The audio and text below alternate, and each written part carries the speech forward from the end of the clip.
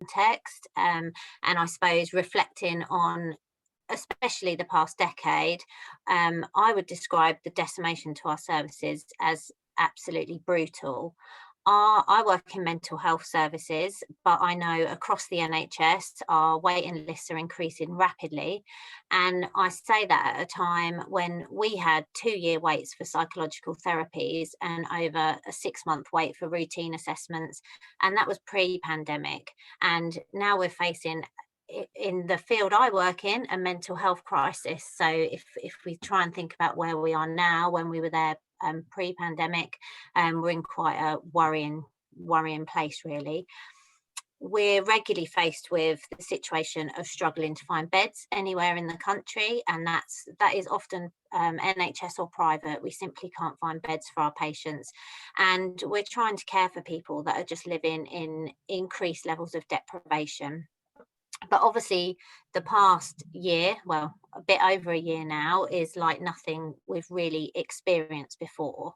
And I think we have felt undervalued for years, and our morale's been really low for years, but we've kept going. And over the past 12 months particularly, we've had increased risk, we've had our colleagues becoming sick, and our patients' dependence has increased on us all the time. And we know that the government said repeatedly that they would give the NHS whatever it needs, but we now know that was just another lie from them. So I think it's no surprise now that we're finding ourselves with 40,000 nurse vacancies in the NHS when we've seen our pay cut by a fifth. And we all hear the figure about the 100,000 vacancies in the NHS, which is predicted to rise to 250,000 by 2030, which is absolutely terrifying. And we know that recent surveys showed that 1 in 3 nurses want to quit, which leaves us in a really desperate situation when we're already battling against unsafe staffing levels, and we have been for a really, really long time. And this is impacting on patient care and also the physical and emotional well-being of staff. So we're essentially facing a deeply, deeply concerning situation. And without a restorative pay increase, our already chronically understaffed workforce will be absolutely destroyed. And this would be a move which would speed up privatisation in the NHS. We will see more NHS staff leaving or potentially working for outsourced companies, and privatisation will just be speeding up at an alarming rate, which will have consequences for absolutely all of us. And I think we've seen that the vaccination programme, which has been hailed a huge success, we can't deny that it has, is proof that when our NHS is given the resources it needs, it does deliver incredible results. So now we need to force the government to invest in us. And if industrial action is what's required to preserve the future of our NHS and keep our patients safe long term, then I think that is what workers will have to do. So essentially, this is why, with the support of our unions, we're fighting for a 15% pay rise for all NHS workers so that we can address that deficit, ensuring that we can keep our patients and each other safe. And I'm a nurse, and I've talked a bit about nurses, but it's not just about nurses, it's about all staff across the NHS, which includes our porters, domestic, healthcare support workers. And I think we did a poll on our Facebook group, and there was almost 100 different roles within the NHS. So it's about everyone. And ensuring that all of our colleagues across Agenda for Change are paid fairly is critical to the running of the NHS, because without every single one of them, the whole system would just fall.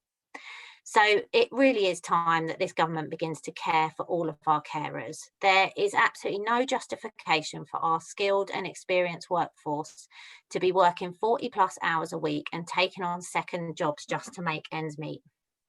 And we know that on top of this, our exhausted and demoralised workforce are frequently being forced to work extra unpaid hours due to needing to fill the gaps in staffing and attempting to wade through the backlog that we've been left with post-pandemic. And we will not allow this government to abuse the goodwill of staff to deal with the staffing deficit that we are struggling with.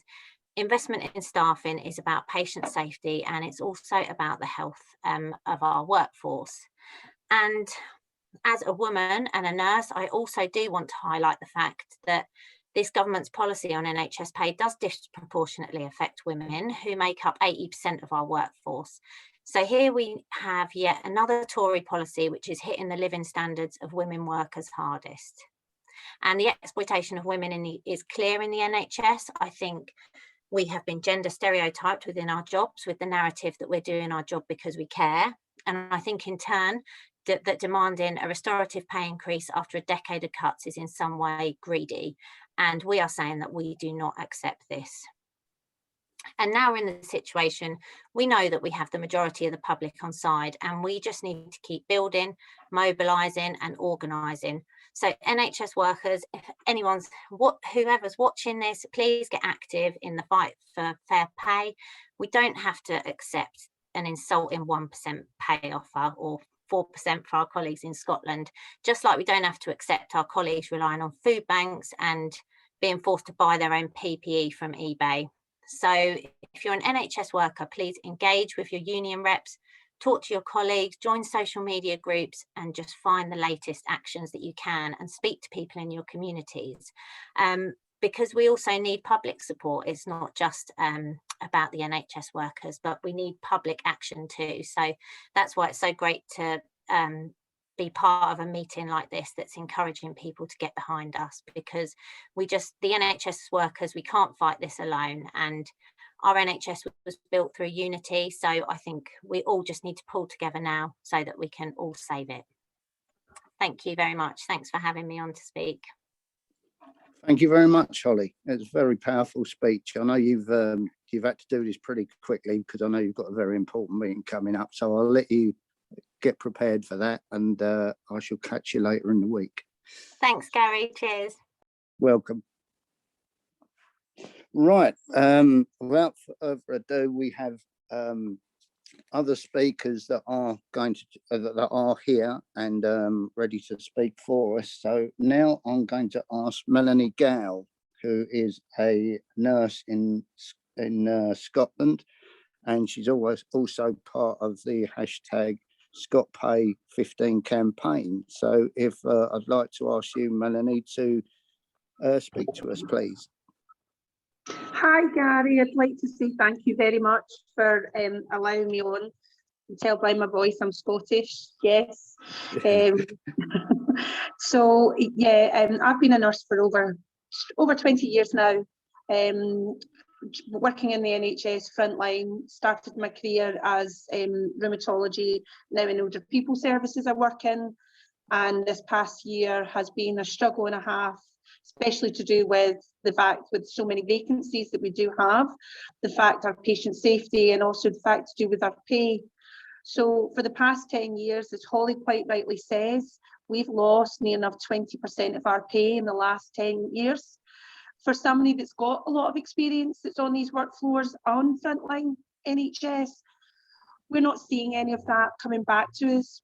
We're tired, we're really burnt out, we've had enough, and we just feel that we're not appreciated enough. The 1% offer from the English government, from the Conservative government, is an absolute disgrace. It's a joke. After everything NHS workers do and how hard these NHS workers work for, to get a 1% is actually really very much a kick in the teeth.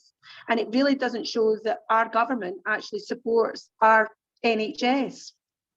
In Scotland, we were offered a 4%, which I'm hoping we do reject, because I feel we have to stand together.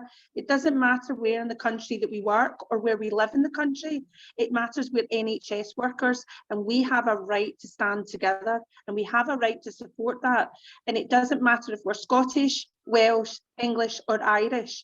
At the end of the day, we have to stand firm to say we must save our NHS. If we didn't have an NHS and it was privatised, how many people would be able to afford to pay for that? Let's be honest, not very many. Why should NHS workers go to food banks, not pay for certain things, spend longer hours at work and not be able to see their kids or not be able to spend family time? Because as Holly quite rightly said, we're seen as NHS workers that we do the job because we love the job and we care. We can't get away from this stereotype that people see us in, that we're caregivers, but we're also family members, we're also colleagues. And we're there to make sure that we all stand together and we prove a point to both sets of, well, 3 lots of government, that we deserve a bigger increase to restore our pay. So, for example, a newly qualified band 5 coming on, actually, once they get the 1%, which we have had in Scotland, we've had 1% backdated to December, they actually go into the over 21% tax bracket, which means they don't really actually see very much of that pay coming back. So from that then, if we're a newly qualified walks out with £25,000, a teacher, fireman, policeman walks out with a considerable amount more of money. And I'm not saying our public sector workers do not deserve their pay, because they do deserve their pay, because everybody has actually stood and worked together. So nursing is seen as a career where you've got to be a degree level. So as a degree level, why can we not get that restorative pay to actually show what we're worth? I do agree with what Holly said. NHS workers up and down the country, it doesn't consist of nurses and doctors. It consists of a multitude of talents right across, from your clerkesses to your porters, to your domestics, to catering, even your administration staff, OTs, physios, speech and language dietetics. Everybody under the Agenda for Change deserves a fair pay and a fair thing. We shouldn't have to go to food banks. We shouldn't have to rely on other people helping us out. We should be proud of our NHS. Our NHS stands free to the point of delivery, and we have to maintain that, because under this government, under the English government, they're going to take that away from us. They're going to privatise us, and we're going to have nothing left. We need to stand firm. We need to support our NHS. We need to support our staff. And most important of all, we need to ensure that our patient safety is the top of that agenda, because at the end of the day, we wouldn't be in a job if we didn't have patients coming through that front door. So for me, I agree. We need to go back to our unions. We need to be more active. We need to actually show there's a voice. The only way we can win this is through grassroots campaigns and unions. That's the only way we're ever going to get through this. And if we don't stand together now in solidarity, and we've had a lot of support from a lot of different groups, people like the People Before Profit, COVID-19, different people coming forward that want to help us, the NEU for the teachers that want to stand there and actually support us, and we're very grateful for that. So get back out there, start speaking as much as you can. If anybody's watching this, go and speak to your colleagues, get on the Facebook pages, join the groups. If not, if you're not part of a group and you know nobody, start your own. Let's get this moving and let's bring this forward, because do you know what? NHS workers do deserve 15%. We're not greedy. We're only asking for something that we actually genuinely deserve. I'd like to say thank you, Gary, for inviting me tonight. I've really enjoyed, and let's continue this fight. Thank you. Thank you very much, Melanie. Again, a really strong speech there, I thought. Really ironing out really what is going on and what's happening within the NHS. Excuse me. Now I'd like to go on to another one of our speakers, someone I know particularly well, as another one of our guests, Nina Barbosa. We seem to be meeting rather a lot, Nina. Anyway, I'd like to ask Nina Barbosa to speak for you. Nina has been on various Zoom calls in various parts of the country.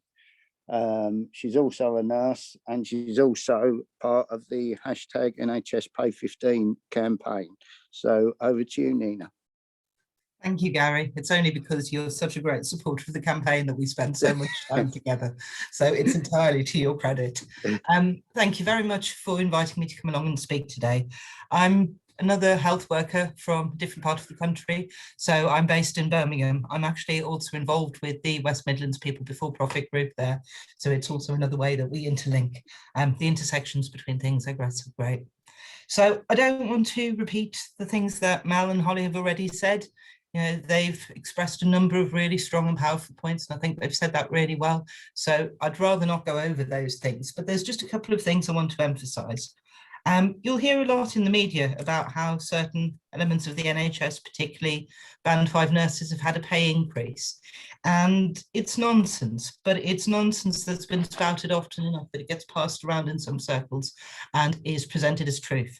And part of the reason why these things go about and are hard to diffuse and are hard to correct is because NHS Agenda for Change pay scales are really, really complicated.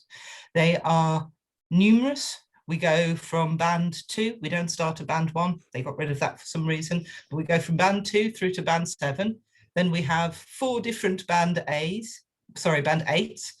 and within those bands we have numerous pay grades. And the idea with the banding is that only when you get to the very top of the banding are you being paid the full salary for that job. Everything up until that stage, which can take 5 years, 6 years sometimes to move through. If you move through all of your progression points and you develop in line with what is expected of you, you will go up a slight increment more, but it's a tiny little increment. I am a fairly senior member of staff and I'm considering going for a job that would be a promotion. And I thought, oh, I best have a look and see what the impact would actually be on my salary. Well, for the next 4 years, if I were to get that job, I would have £50 more in my pay packet every month. Actually, probably less because there'd be a bit taken off in taxes compared to what I get now.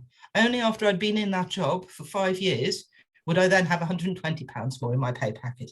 And that is for a job that is at a band 8A grade. It's an incredibly senior job. In the nursing equivalent, this would be a matron. So it gives you an idea of quite how poorly we are paid. And not just, that, but it makes it very difficult and very complicated to understand what the impact's actually been for NHS workers. For me, I believe this is a significant reason why we let this go on for so long. We've been suffering with the cuts through austerity for many, many years. We typically quote 10 years, but it's actually longer than that. I've been in the job that I'm in at the moment for 13 years, and it's been a very, very long time since I've had a pay increase. Every year, my salary is worth a little bit less. I'm one of those workers that falls into the pay bracket where we've actually had closer to 32% of a loss in our salary. And in terms of what it actually means, not in terms of the numbers. And how do we know that now? We know that now because the London Economics Group actually spent a huge amount of time working through this because they were commissioned to do a study. And they actually worked through this in incredible detail. So we do know what the impact has been. We typically quote that it's been a 20% loss for NHS workers, but that's actually at the lower end. For some people, it has been significantly more. Now, we know we're not alone in this. We know that many sectors suffered through austerity, but the reality is that we're a huge workforce. There are 3 million plus of us that work in the NHS across the country. And if we were being paid reasonable wages, it would alleviate a huge burden in terms of benefits that are needed at the moment to survive. And it would also allow a lot of money to be going back into the economy. The reality is that we're still one of the 6th richest countries in the world. We have plenty of money in our system. If the government had chosen to spend the money that it spent on the failed test and trace system on an NHS pay rise, then we would have a 15% pay rise covered for the next 25 years. We have got enough money in our country, but it's not going to the places where it needs. And the places where it is going to is ultimately people who are already incredibly wealthy, and they don't have any functional way of spending that money in our communities. The lie that we're so often told is that it'll trickle down, that they'll invest it back, but they don't. They invest it in places where it's far, far cheaper to invest in terms of labour, whereas we would be investing things back in our communities. I would love to pay builders to come and fix the things in my house. I would love to pay a decorator to come and do the decorating that needs doing. Instead, I very, very slowly chip away at it when I have some motivation because I can't afford to pay someone to do this. If I had money that was an equivalent amount to what I once used to earn in my role, I would be spending so much more money in my community, and I'm not alone in this. We need to be looking at this as part of a system. It's not just that NHS workers deserve a decent pay rise. Many people do, but we're a start. If we can actually mobilise our huge workforce across the 18 different unions that we have to work with in healthcare to get this, then that's a huge, huge motivation for people in other sectors. And that's why it's really important that people stand with us. The press is at some point going to start vilifying us, because the more successful we get, the more people will fight back who do not want us to be getting this pay rise. And ultimately, we know that the press in this country is controlled by 5 or 6 individuals who have very, very vested right-wing interests. They're going to start slinging mud, not just at our campaign, but at the NHS generally. And it's going to be really, really important that people stick with us when that happens, because it's going to break our hearts. And our hearts have already been broken and brutalized through the COVID experience. And we were already suffering hugely before that. I'm a clinical risk manager in my line of work. That's one of a very, very specialist, unique kind of role. And it involves a lot of time spent investigating our most serious incidents. These are the times when patients die or suffer from life-changing injuries because of a problem in care. And over the decade and a half that I've been doing this kind of work, I have seen with increasing frequency how those injuries are sometimes caused by staff being exhausted because they're overworked and because there aren't enough of them on shift, and how they're often these days caused by staff being inexperienced because we're unable to retain the experienced staff. In the Specialist Children's Hospital, which is part of the organisation that I work at, a quarter of the staff on the intensive care unit have only been in post for the last 12 months. Now, this might seem like a lot, but this is a specialist paediatric intensive care unit that looks after babies who weigh less than a kilo who have had open heart surgery. This takes years and years to develop the requisite skill set, but we cannot retain the experienced staff because the work is simply too hard for the amount that we get paid. And it's not that we're being greedy. We have got into a trap in this country in thinking that it is reasonable that people who earn full-time wages should need benefits or should need to work overtime to make ends meet.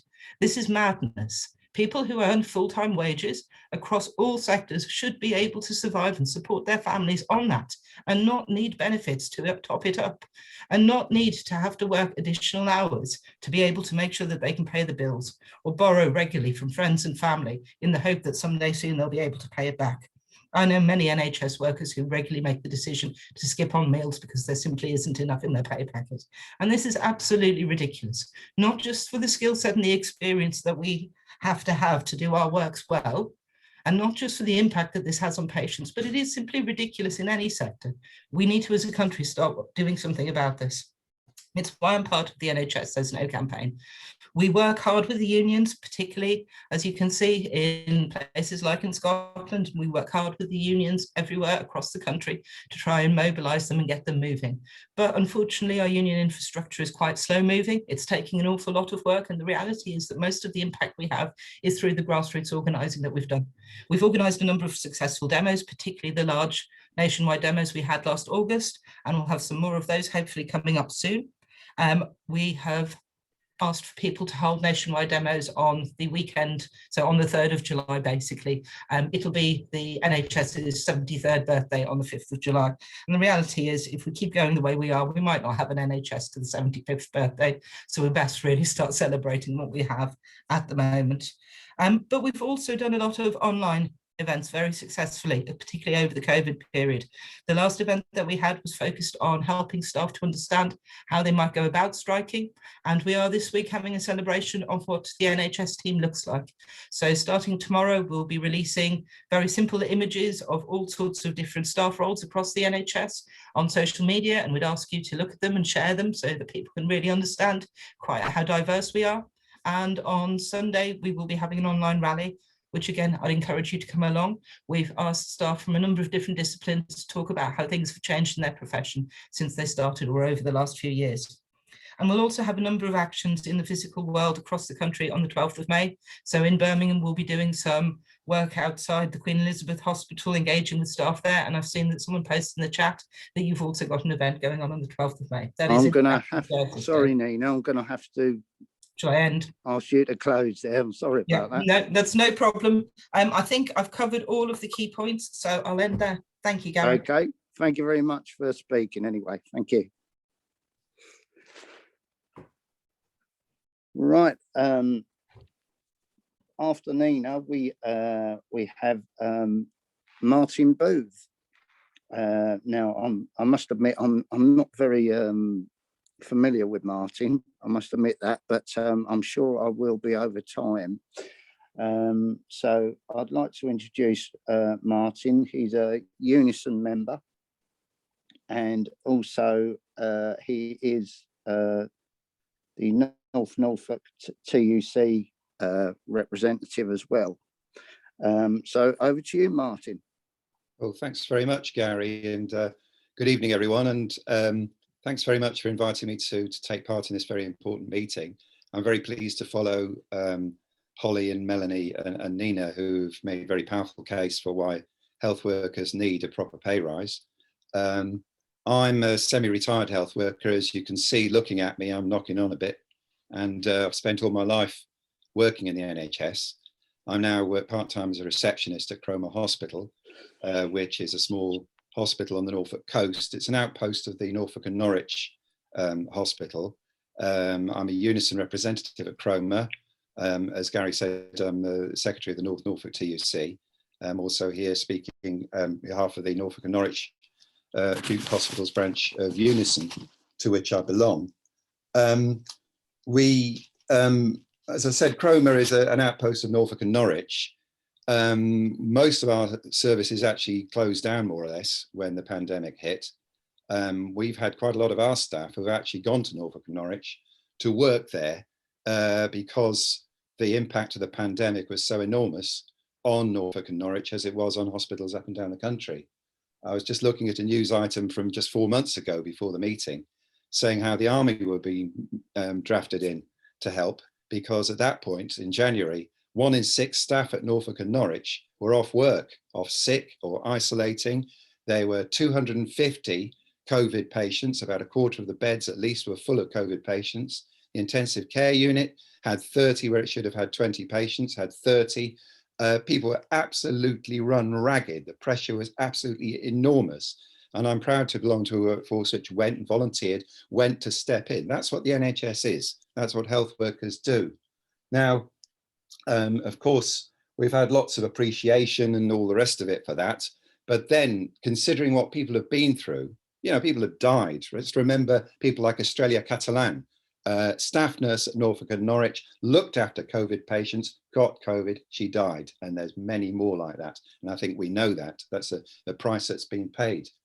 So then when in March, the Tory government announced this 1% pay proposal, then many people were, of course, outraged. And so what I did as a union rep at Cromer is I got members to express their feelings so we could convey them to our local Tory MP, Duncan Baker MP. And there were very strong comments about being a slap in the face, etc. Mr. Baker's response was to say, well, yes, but other public sector workers aren't getting a pay rise at all. And the 1%, maybe the best way to deal with that would be to pay a little bit more to those who've been on what he calls the front line, not that he'd know, but the nurses, people doing private hands-on care. The idea being that what he called backroom staff would get nothing. And that's what he proposed. So I passed those comments back to my members at Cromer, and as you can imagine, got a pretty sharp response. The words total insult, slap in the face, just shows how out of touch MPs are during the pandemic. There's a point were made that the so-called backroom staff had come into work throughout the pandemic, dealing with all the cancellations, reschedule, etc., etc., etc. I don't need to go on about this, but I mean, it just shows how angry, and Cromer is not a militant place, I can tell you now, but how angry health workers have been about this utterly insulting 1%. And I must say that 4% is also way short of what's needed, but it's a lot more than 1%.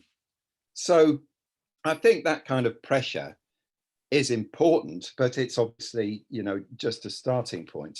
I mean, as we sit here now, we're on 10th of May. We should have had a pay rise on the 1st of April. Unison has done calculations that if the £2,000 minimum flat rate increase for all staff that Unison's demanding had been implemented, then health workers would have been now around have an extra £220 in their bank accounts that none of us have had.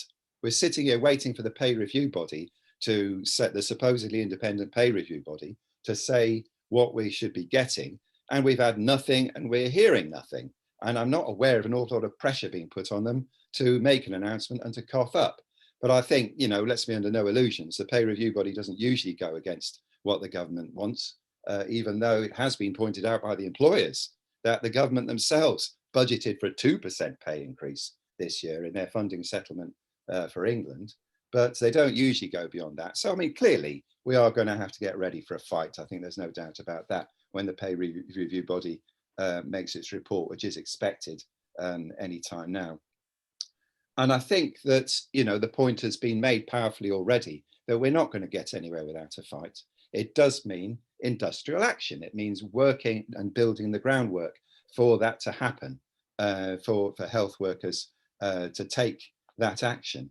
But I think it's very important to see that this is not just an isolated case. I think that the stuff that our MP came out with and that the Tories are coming out with about, well, at least we're offering the health workers a pay rise, other workers are getting nothing. I mean, it's an absolute disgrace that other public sector workers are not getting a pay rise. I think we need to see this as part of taking on the whole narrative that working people have to be made to pay for the pandemic. We know about the £38 billion that was spent on the totally wasteful and incompetent track and trace system, which went to line the pockets of, you know, Dido, Harding and all the rest of the Tories' cronies. And, you know, these people have done very well and are doing very well out of this pandemic. And that's not lost on people. I think, you know, we need to be clear that we, ordinary working people, should not be made to pay for this. So I think that our campaign on NHS pay, we should make it part of a campaign against the pay freeze which has been posed across the public sector. And I'd like to make a particular case for those in social care. You know, we're supposed to be working more closely with social care in the NHS, but most people working in social care, in care homes, home visits, etc., are working for the private sector, often for small companies, some of which are not the greatest employers, a lot on 0 hours contracts, on minimum wages. They don't get travel expenses, they don't get sleep-in payments. You know, they are even worse off. I think we need to be having a united front on all these issues. And this is where I think that campaigns like People Before Profit, broad campaigns, community campaigns, is where we really have to make some headway, and we can make some headway. And I'm absolutely confident we can get public support for this. I'm sure of it. We've seen the support that the public have shown for us. And I know a lot of us might have been quite cynical about clapping for the carers and everything when it happened. But I know that a lot of us did use it as an opportunity to talk to our neighbours. I mean, in my street, everybody came out and we would talk about what the issues are. And I think, as Nina pointed out, over the weekend of the anniversary of the NHS, there's going to be, I mean, I don't, you heard on the news today, there's a proposal to have a kind of a thank you day or something like this around July the 4th. Well, that should be our opportunity to say it's not thanks that we're looking for. What we're looking for is to a proper pay rise, making up for the years and years of our pay falling behind, as the previous speakers have said, as a campaign to break the whole pay freeze for the public sector, to get justice for all of those who have suffered and have died during the pandemic and who are now being rewarded by being treated even worse than they were before. I think, you know, we've got an opportunity to really build up this fight. I do think that it's something that we need to be engaged in our local communities. I think it's not something where we can just wait for somebody up there, you know, to organise this fight. We should be building it up in our local communities, in our workplaces, in every way that we can. I think in North Norfolk TUC, we're starting a campaign on social care, but of course we'll link that to the whole issue of NHS pay. I think that when the pay review body makes its announcement, I think it would be great if we, you know, through People Before Profit, through these networks, can bring together a much broader network. We should push our union branches to be involved in this and build a much broader network of activists.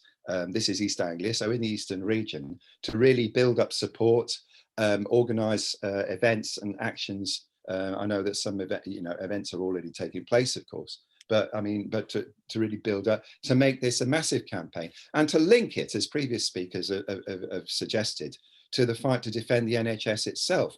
One thing about pay, I mean, there have been disturbing reports that some private hospitals in London are offering pay increases above 1% to some sections of staff. Clearly, to try to, they know how many people are disillusioned in the NHS, to try to win them over, to try to boost the private sector at the NHS's expense. We have to fight all that. We have to fight to defend the NHS itself against privatisation, to get the investment that we need. See, my internet connection's unstable, so you can still hear me. To get the investment that we need, to get the NHS that we need. I think we have to see Martin, that the fight for justice for gonna have NHS to pay get you is to a close the there, I'm whole afraid. NHS. That's it, I'm done. Okay, Finished. thank you very much, Martin.